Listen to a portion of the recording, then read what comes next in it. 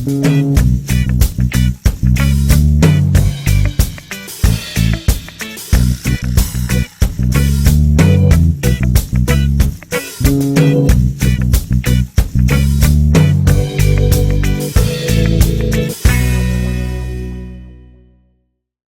guys, welcome back to Bubbleman's World, and I'm finally getting around to play around with the large size press, rosin press from Dnail.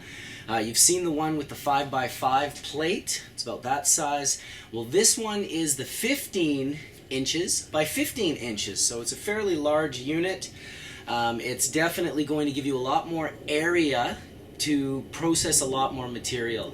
I'm not going to go and do an overboard review on it today. I'm really probably going to focus mostly on hash, as it's outside and I'm not really confident in the whole. For bud, it's very simple. You can take a piece of parchment or you can use an oil slick, and I'm wondering if oil slick is going to get in touch with Dnail and if they're going to make oil slick pads in the 5" by 5" as well as in a 15" by 15", because it would be wonderful just to slide that right in there, put all your buds down or your hash, your envelope, however you're going to press, simply put another one over top and give it your 10-second press. But I do want to talk a little bit about getting this machine, getting it out of the box. It's extremely heavy, so I really would want to warn you guys that if you have any back issues or you have any sort of ailments that could be increased by moving something heavy, please get help with this unit. It is awkward. It's got the top piece here that screws down to lower the plate, and because it's not tight, because of course you need leeway for the plates to move up and down, you get this sort of motion in the unit, so you want to be careful with that. Once it is on, you should understand that these top and bottom plates get very hot. I've got it at about 120 degrees Celsius right now, which is around 245 to 250 Fahrenheit.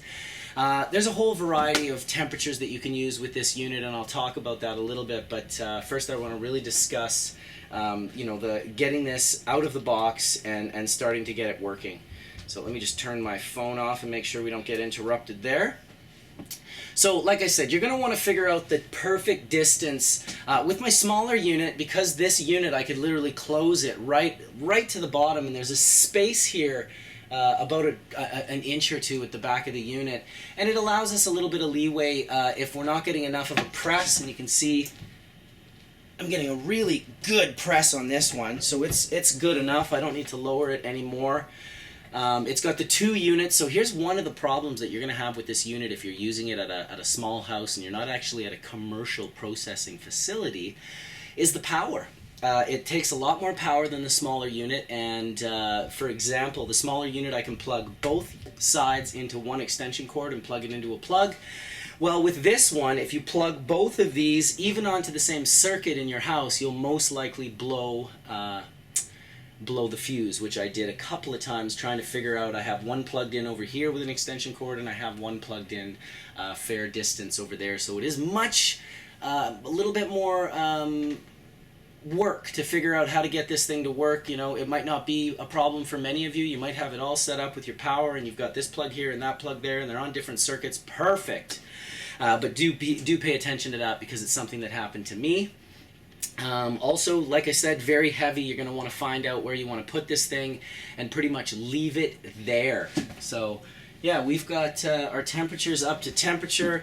I was thinking of using the oil slicks at pads, but I think I'm going to press a good chunk of hash for this and really sort of utilize the surface area that we have to go with, because it's the amount of hash increased isn't the problem on the 5x5. I can keep putting more and more and more in. What's the problem is how far the resin excretes out of the hash when pressed with that little amount of heat.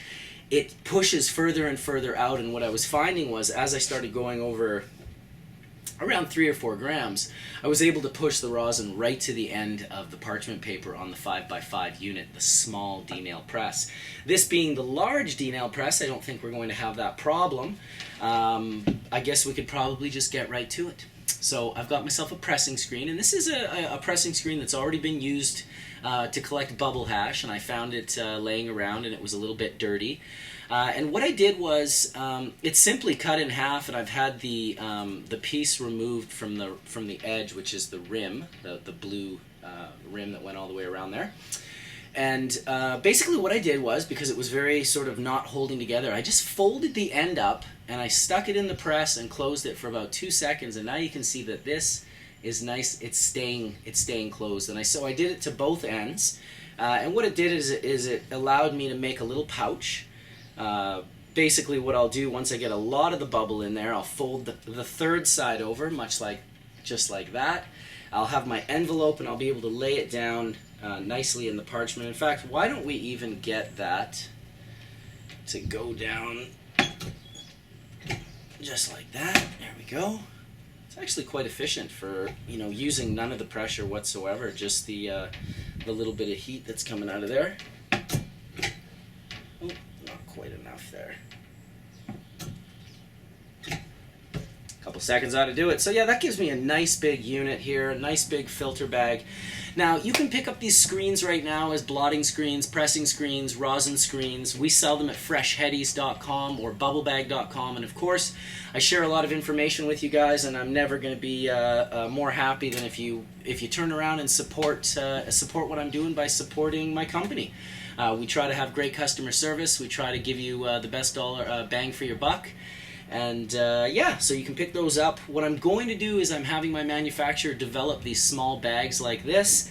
We're not quite sure how we want to do it, whether we're going to make them fold and stays, whether we're going to sew them all up. We'll figure out what's going to happen, but I want them to come in 1 gram, 5 gram, 10 gram, 100 gram, potentially even 500 gram envelopes. And then I also want to have special ones for cannabis flowers. They won't be quite like a pouch, but maybe more like a tube. I found some good luck in pressing with a tube of screen. I wrap it all up and fill it up with ground up herb, and I've been getting some decent returns. And don't get me wrong, after today when you see this and you're saying, oh, what about the flowers? Are you going to press flowers? I will do some flowers. I'll make a little second review on this for flowers. This is the Dnail Large Rosin Press hash review. So that's what we're going to do. I've got some beautiful bubble hash here. It was a gift from a friend. These are Breeder Steve strains, and it's very gooey and gummy. Nice quality, presses together good. I'd give it about a 4-star, maybe a 3 in its melt category. It was grown outdoors, a greenhouse field, and basically it produced a very lovely profile of resin. It just wasn't able with a Canadian sun to get that powerful enough boost to really push it over the 5- and 6-star level, but that's not going to be a problem for us today. We do have the ability to unveil quality, so that's what we're going to do for you. I'm going to take some of this. Actually, let me go get the scale because I know you guys are going to want to know the amounts. Alright, so I grabbed the scale, grabbed another little dish. I am not even sure how much is here. It's got to be 40 or 50 grams total here. I'm not sure if we're going to run it all, but yeah, this is about 40 grams, 40.3 grams. It's got a real lovely smell to it. I think there's some blockhead and some sweet skunk and maybe some plum, some nice varieties from Steve over the years that these guys are growing, and it's, it really is nice bubble. Just not quite at that level for the bubble connoisseur, Great stuff for making coconut oil extracts, great stuff for all different forms of medibles, and even the addition of a Remo-style supercharged joint. Great stuff for such a thing. It's not going to melt up and plug your whole unit. Let's see how much of this we can get into our little unit here.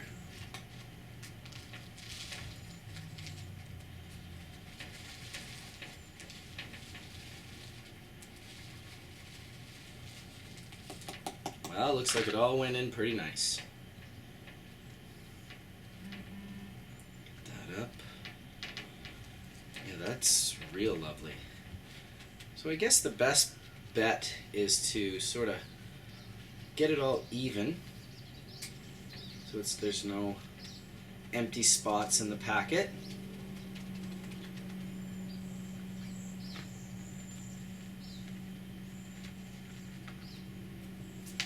All right. Get a little bit of a hand press, and let's see, we got the mothership. I guess we'll wait till we press some of this loveliness, and then we'll have a little dab. So let me get this open to the desired size. These D-nails are very much the size of the parchment paper, so it becomes quite convenient.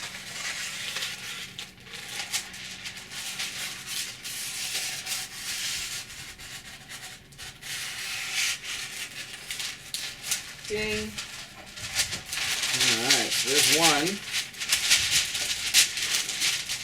See if we can't feed that in. It becomes a bit of a funny thing when you start playing around with this parchment. It starts rolling like that, so it actually becomes the smallest bit of a challenge to get it in and then get it straightened, which I just apply the smallest amount of heat. I don't want to apply too much and put any sort of ripples in the material, but you might as well get the machine working for you. And this is just one of the things that I find is very convenient about it, that little bit of press and heat. I mean, it's basically a large iron, so you put yourself in a situation where if something's rolled off, if your screen won't close, well, I mean, one of the things I found amazing with these screens is if I take the smallest amount of rosin and I clip it on each corner, I didn't have to do it with this because there was actually resin present on this screen already, so the minute I just heated it up the slightest bit, that resin warmed up and sort of became like a glue that's holding my screen together. And I definitely, that's about the only kind of glue I don't mind personally. So let me just get one more piece of this cut off for you guys. And I'm using unbleached parchment paper. This is another issue that many people have been discussing. We've been discussing it on Hash Church, all the different sort of footprints and the sort of different things that can be present in all the different products. Pay attention, be conscious, you know, learn. If you learn something, it's okay to admit that you didn't know it before and that now you're going to do your best to try and keep things as safe as possible. And that's, you know, from the example of saying using a very bleached parchment paper. Not really the best idea,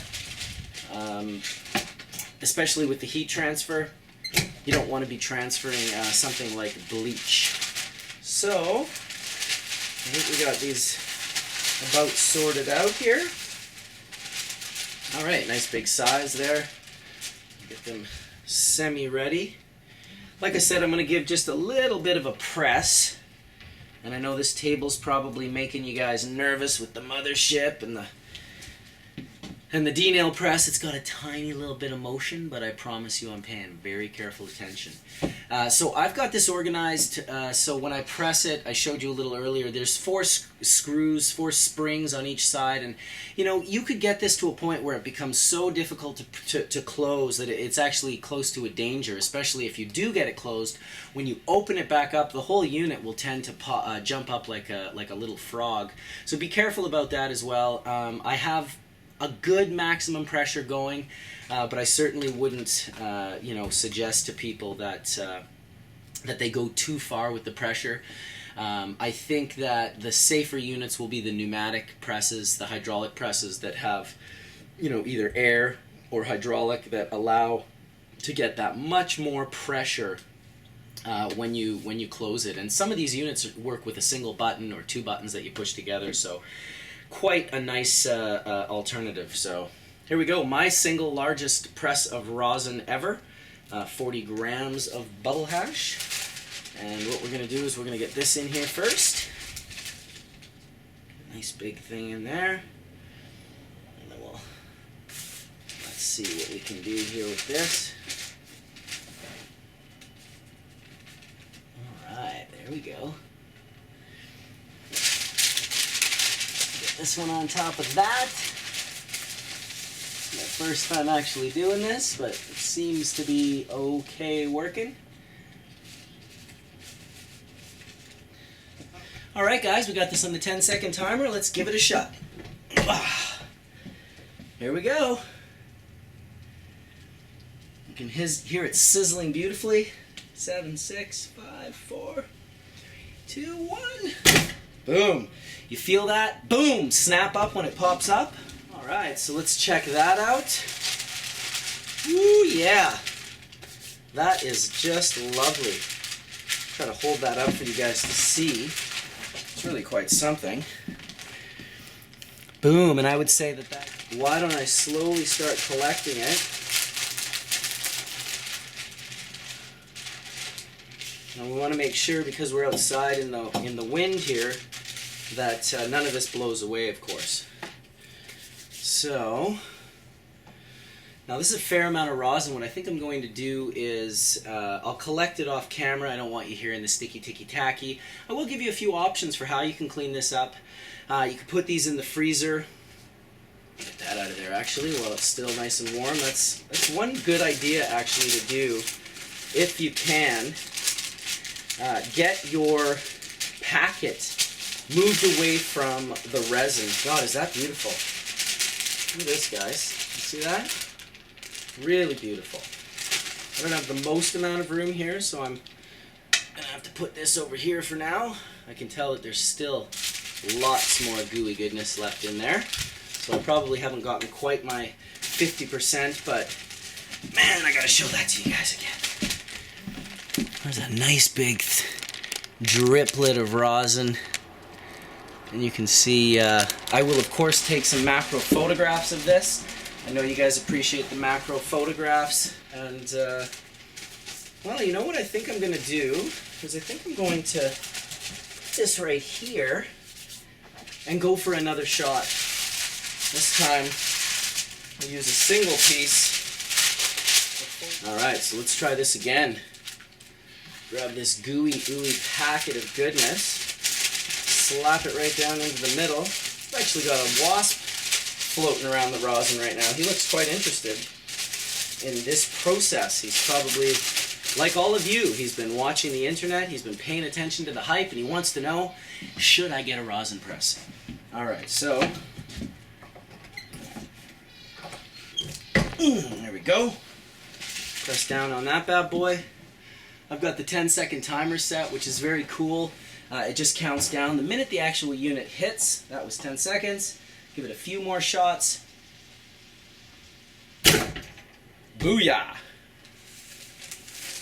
Alright, and not to disappoint, she squeezed out another great amount.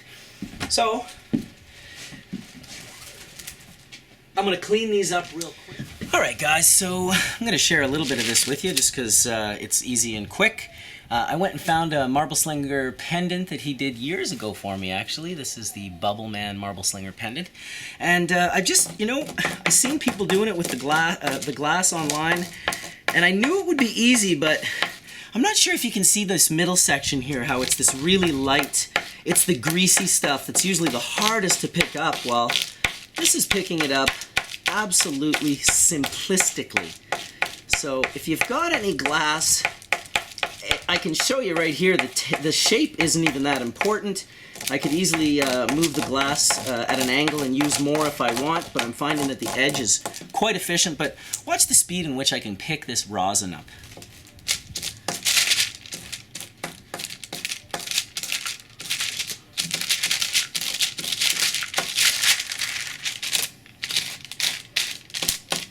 I think if I had a frame holding this rosin paper down, I could do things even faster. Ooh, tiny little piece broke free there.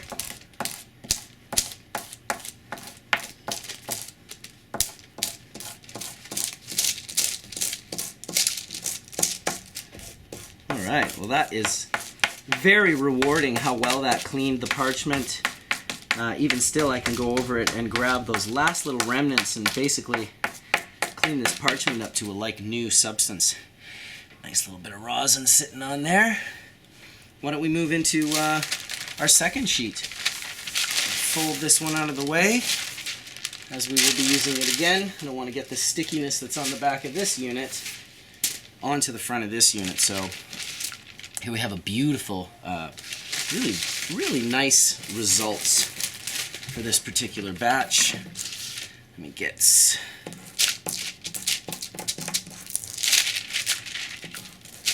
God, the feeling of this is just incredible. I wish I could describe it. Picking up literally grams, if not an ounce or more of rosin off of the sheet. I mean, well, this is probably at 10 grams, and the other one was maybe 5 grams, and eventually we could get up to the ounce at a shot. We'll see what happens. We still have more ability to press what we have as well, so we'll see what happens with that. Just go across the front of the page here. Now, I think the best way to remove this rosin will be to hold, I'll probably hold the glass much like this, and then just heat it up so the rosin can drip off onto, or maybe I'll even crack it off once it's cold, I don't know.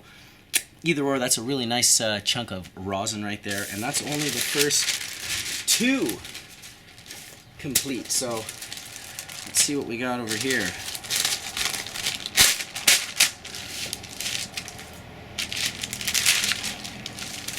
Oh, that just looks great.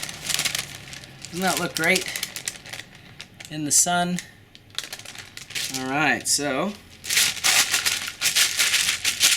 cleaned up a lot nicer this time around. Still a little bit of resin on the edge of this guy here, but you can see here how in the center it's cleaned up really, really nice. Not leaving too much rosin on the one side of the parchment, but leaving a very nice amount on the other side. So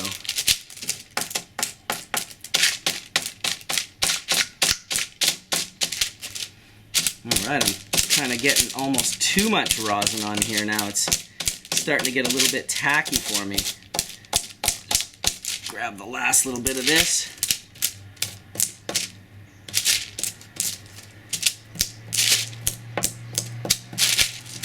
Oh yeah, this is getting way tackier. You're gonna have to change my format, change my technique.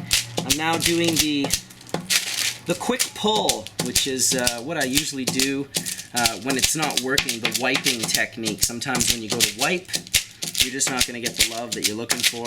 That's not a problem. Change it up real quick, and you can be just as efficient with your cleanup. Now, imagine if I used a small titanium, dabber to try and pick all this up. That is a lot of rosin. As you can see, it is now completely covered the pendant. So let's see what we can do here. Get a little bit more here. This other side was not cleaned as well as I would have liked it to be. I did take just a few macro photographs of the rosin to give you an idea of the quality. Let's get that closed. And there we go. There we go. A nice chunk of rosin by anyone's standards. Alright guys, so I've been collecting. I got just over 13 grams here. You can see it's quite thick. I'm going to press it out in a few seconds here. I'll get it flattened out so it looks like a nice big half ounce that it is. We used 40 grams. I forgot that the hash we used was a lower grade than my the stuff that I'm using. My 4-star that usually gives me about 50 to 55%. This stuff actually gives me closer to 33 to 35% return. We've got 13 grams so far. I just pressed a third. Let's get that open. Oh wow, that's cracking off. Very cool. This is a small batch. I don't think there's much more than maybe a gram or 2 there. What I have done is, and I want to talk about a little bit before I finish the review here, is the act of collecting. I did go and grab my little Bubbleman pendant. I know they also have these big stamps that people are using, glass stamps with a large glass bottom that you can just sort of do this to. Great idea. If you don't have access to that, and in particular, if you've already pressed your material a few times and you're getting towards the end of the press and you're leaving it a little bit longer, accessing more heat, you can end up getting a material that comes out a lot less stable than the original batches. This is very stable, very hard, very thick. The last little batch here that came out was a little less than stable. I can still get it collected if I have a trick up my sleeve. So what I have done is I bought one of these cold Freuds. It's for paramedics, actually, reusable hot and cold compress.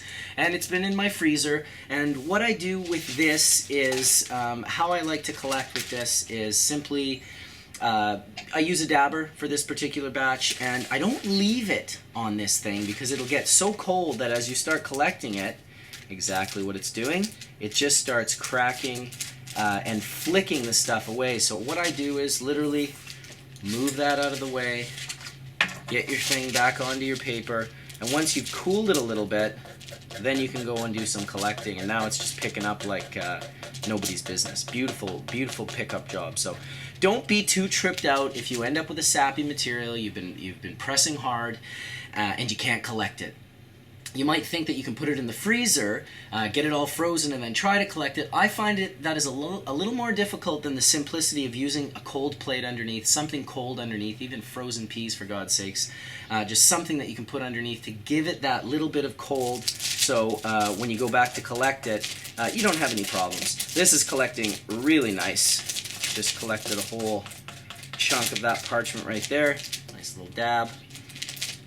Mountain man dab, maybe not me dab, but I don't have a problem with people doing huge dabs. I mean, why not? If that's what you do and that's your thing, then that's fine. I'm good with that. I personally like to take many dabs throughout the day, more efficient in size than giant, large, huge grams. But dude, I straight up applaud those that want to have fun and are blasting big monster rips through their rigs. Good for you.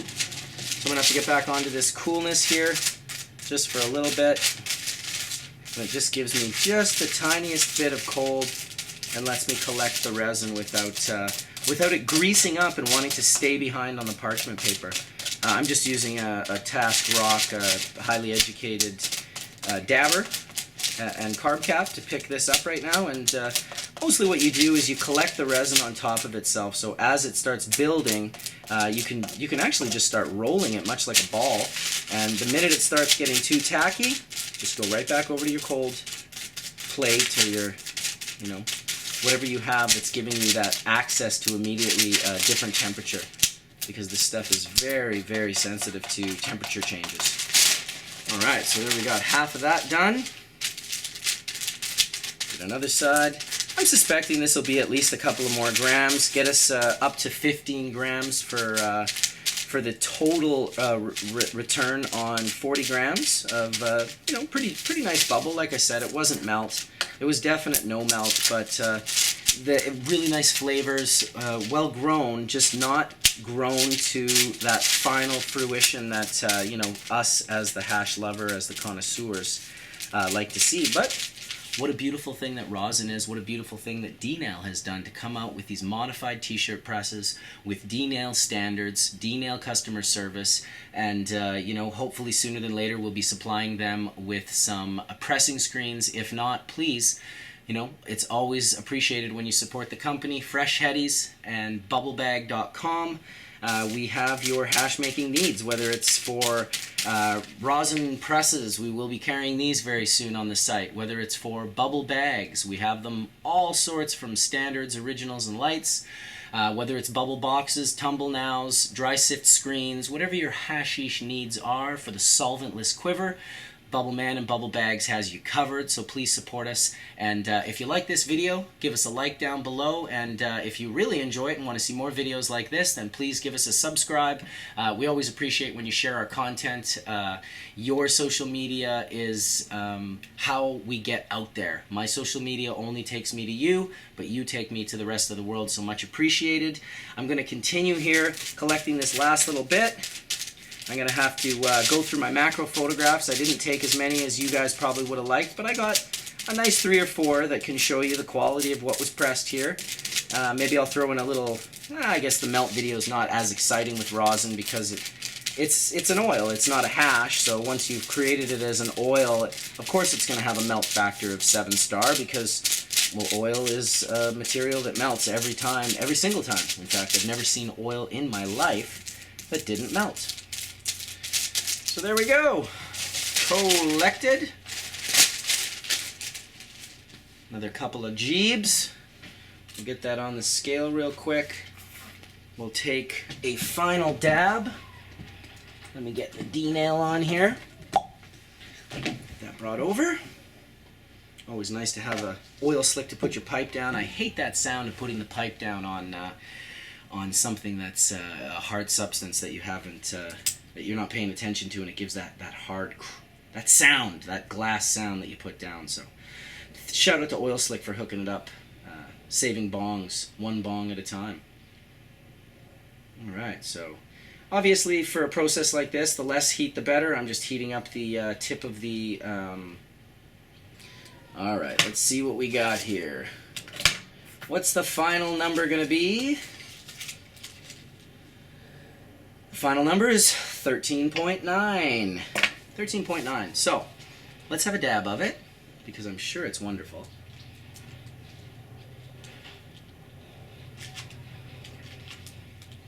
Oh yeah. Nice long, elongated. Let's see, make sure we're up here. 300. Well, let's just collect that all up, and we'll wait a few more seconds for that to get up to temperature. God, it looks like beautiful bubble rosin, I should say. The bubble hash was a variety of 120 micron through 73, so there was 73, 90 micron, and 120 present in that bubble hash.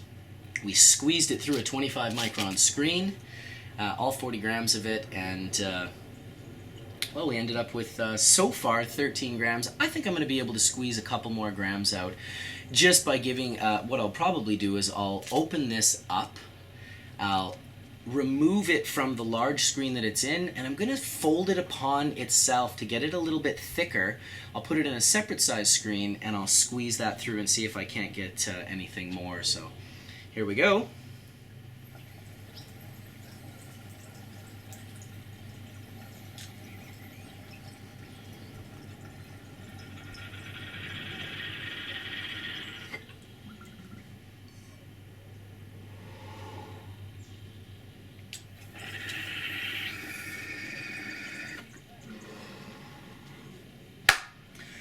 Yes, I like that.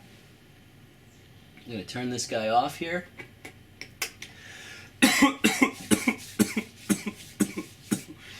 Want to thank you guys for watching. If you guys have any questions, please comment in the comments below. I'll try to answer as many as I can. I do miss some comments here and there, but all in all, a great unit. Just a few key things to keep in mind. Don't plug them into the same circuit in your house or your commercial place. Make sure you don't tighten the unit so hard that when you go to close it, it's barely able to open. We don't want to see that.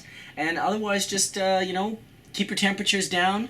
Experiment. You can experiment with temperatures as low as 90 Celsius and go up to, or 80 Celsius for that matter, and go up to 120, 130 Celsius. Now, in Fahrenheit, that's going to be around 190 Fahrenheit, upwards, or 180 Fahrenheit, upwards to around 250.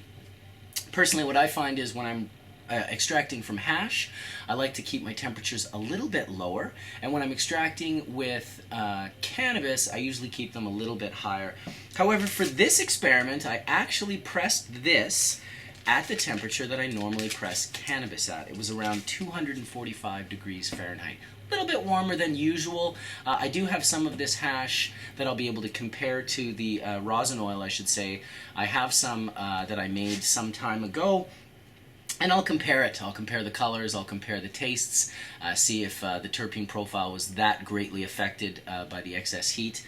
And the only thing I'd really add is that if you get yourself a little laser temperature and you close this up and you're at, say, 250 degrees Fahrenheit, and you pull the thing out like right away and hit it with the temperature, you'll notice that the oil itself is going to be closer to around 90 to 120 degrees Celsius. So, or sorry, not Celsius, but Fahrenheit, 100, 150 tops.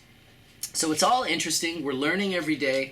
I definitely want to hear from you guys, and if you have any more questions, like I said, just answer them in the comments. And yeah, that was the Dnail review. We ended up with just over 13 grams, half ounce. Made it in a very short time compared to the video I did with D420K. And how I'm going to leave you is simply by pressing out this little bit of rosin that we have here. and showing you what it looks like, you know, not in a giant puck. So let's see if we can't. It's interesting to learn how to work with this stuff as well. Like after, you know, for me not having worked with oil for so long, and I know a lot of you consider this stuff to be hash, but I really still call it oil. I'm not sure if that's very important or not, the aspect of whether or not we're going to be calling this oil or hash, but I'm old school. I go with what the old school guys are saying, and when I see Robert Connell Clark explaining the differences between oil and hash in hashish, it just leads me to believe that there are indeed some differences between oil and hashish.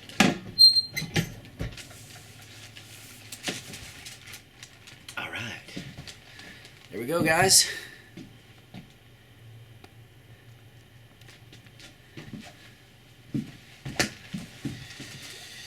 Give thanks for the rosin press. Really appreciate the kindness of Dnail sending these out for me to test. And, you know, so far, the small unit, I've absolutely loved it. I love the ability to plug it into the same plug.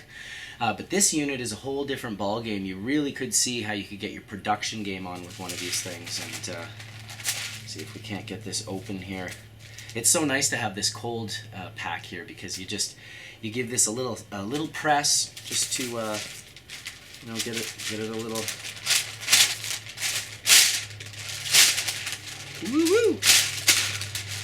I want to get that bottom half a little cooler. Top half removed real nice, but that bottom half is still holding on just a little bit.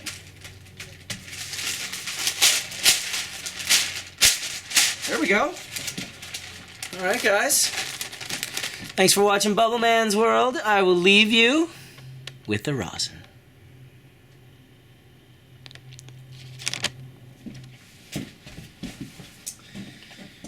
Hey guys, so I turned the unit back on. I had my 13 plus grams. I was doing the math. It just didn't seem like enough. What I realized is I hadn't shown you what the hash looked like on the inside of the screen, and I sort of wanted to show you guys that. So when I opened it, I noticed that right away a lot of it looked very like almost this palish tan color, almost not white, but whitish. And it sort of shows that, oh, everything's almost out of here. But when I opened it further, on the inside, trapped between the two layers of very, very dry material, was still what I would consider a decent amount of resin. So I turned the unit back on. I just literally did another press, which you can see right here is decent, substantial even. Oops, I'm getting some problems here with this parchment. I'm gonna have to open it up again with the help of the cold. So always best to not forget this thing. It's extremely convenient. So yeah, sometimes if that stuff's not opening properly, this looked really greasy. I did have to use a little bit of excess heat to get at it, but I suspect there's another couple of grams there, at least a gram, and if I were to press it maybe 1 or 2 more times, I could squeeze another gram out each time, just having to use more pressure. I did press it off camera, but I had tightened it even more. You should have seen the way this thing kicked up when I lifted it up. It felt like I won't be doing that again. I'm going to open it up just a tiny little bit on the back here, and that's the last little bit out of the way. Better to be safer than sorry, I suppose. That came off quite nice. So you see another big nice press through the XL. The thing that's really nice about this is that I would be hard set to do this in my smaller unit. I was nowhere near 40 grams. I was pressing 4 and 5 grams, and it was already starting to. Oh yeah, that's starting to feel better now. It's starting to feel a lot less sticky than it's been. There is a couple of sticky spots in each middle, and we'll get to those. Let's see if we can't clean this up nice and quick. This stuff just turns to shatter almost immediately upon the contact with the cold. In larger amounts, it'll stay together. Yeah, now it's just shattering. We'll just take it off and put it on the oil slick a little bit. Picking it up here with the highly educated dabber. That's why I was rolling it around, and then it gets to a point where all of a sudden it won't roll anymore, and it's the power of the oil overtakes the weakness of the parchment. So Just be careful and be patient. As I said that, a piece of rosin just jumped up onto my wrist. But yeah, be patient in your collection. This is actually quite a bit. I'd say this is going to be another couple of grams. So I'm feeling better about that already. I've gotten my returns up in the 30 percentile, 30 to 35 anyway. And that is a lot better. So never jump the gun and throw your end product away. Always, but well, it doesn't take a brain surgeon to believe when you open it up and you see that it's gummy and sticky. This is not what it's supposed to look like. So for people that don't know that, that's something that you can learn of value right here and right now. When the material is done, hash in particular, it really won't have any stick left to it. You'll be able to know that you got everything out. And as long as you're doubting and you're thinking, I don't think I got everything out, you probably didn't. So go with that and get back to your press and give it another shot each time. Like I say, you can experiment around with the different amounts of heat that you're using, the amounts of pressure that you're using. Alright, so I did bring the rosin is over here. Kind of wouldn't mind finding out what the extra is that we got on here. Alright. Actually, I don't need to do that. I never have in the past. I've always just closed it. It's the beauty of rosin. And just pull the pin. Usually twist it a few times just so it doesn't hold on to a lot of excess. But there we go. Let's see what we got there. 2 grams. 1.9 grams. So that was a good press. You know, leaving that behind could have, well, would have been detrimental. This is another great way to clean rosin up using itself as the main clean. You got rosin on the sides of your parchment paper. You can clean it up pretty good like this. Let's see what we got here.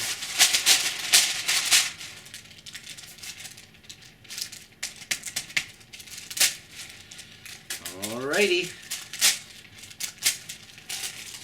Beautiful, beautiful. Get that back in there. This is too hot right now, but eventually once I turn this back down, you know, quite a bit, like it really only needs to be warm rather than hot, and I just will give it another little press and turn it into one solid piece. But I think for now we really are going to have to hit another batch of rosin, see how that goes. Alright. Loosen this a little bit. There we go. Fairly hard. You can always lower it and raise it with this piece here, but obviously not when you're in the middle of a press. There we go.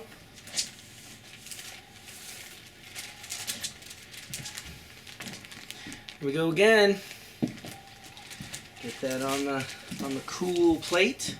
And I suspect this is really getting down to it now. Maybe a gram there, maybe a half gram. Every little bit helps. I'm certainly not going to say no to it. I will continue to collect this. And once I've got it collected, next we're going to open up the packet, the screen envelope, and we'll see if we can't show you what's inside. It's over a half ounce, 15.5 grams. I added all the extra right here. It was actually a little bit more than I thought I was going to get, but the part I really was interested in doing with you guys is showing you what's in here. So you can tell close up. I'll bring it to you. You can see that there's a little bit of resin here, but for the most part the screen is actually fairly clean. There's some here as well. And this is old resin that was on there earlier that I mentioned. So if we flip it over to the other side, we got the same thing. We got these 2 center batches, and that's where the resin was really feeding out. But you could see that the rest of the screen maintained quite a beautiful clarity. So these 2 little spots in the center tell me that there's the tiniest bit more resin for me to acquire. But I did want to kind of open this up a little bit and show you what is inside of here. So you can see how that little bit of resin that I put on there at the start really closed that up nicely. And that was a little bit of bubble ingenuity. I'd love to hear what you've done with bubble. I've done a few varieties of funny things. One time I got myself out of a locked bathroom in Jamaica using bubble and some other things. So there it is. That's what it looks like right there. You can see towards the edge that it's quite done. And then as you go into the middle, right, you go into the middle and you can see there's still some resin in there. There's still some good gooey goodness. So I'm going to continue on pressing this. It's not going to be part of the review. I will let you know in the comments section, but I've already gone overboard on this video and extended it longer than I thought I would by coming back and doing the rest. But there you have it, guys. Dnail press, large, in the house. I gotta give it a couple of thumbs up for certain. It's definitely an efficient unit. If any of you realize, the last time D420K and I did a video where it was turning the half ounce into or an ounce, 30 grams into a half ounce, that was a much nicer bubble.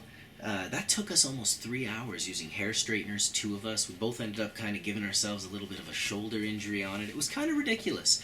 So if you're finding yourself with an injury due to a hair straightener, this unit is definitely going to be for you. So thanks for watching Bubbleman's World, everyone, and we will look forward to seeing you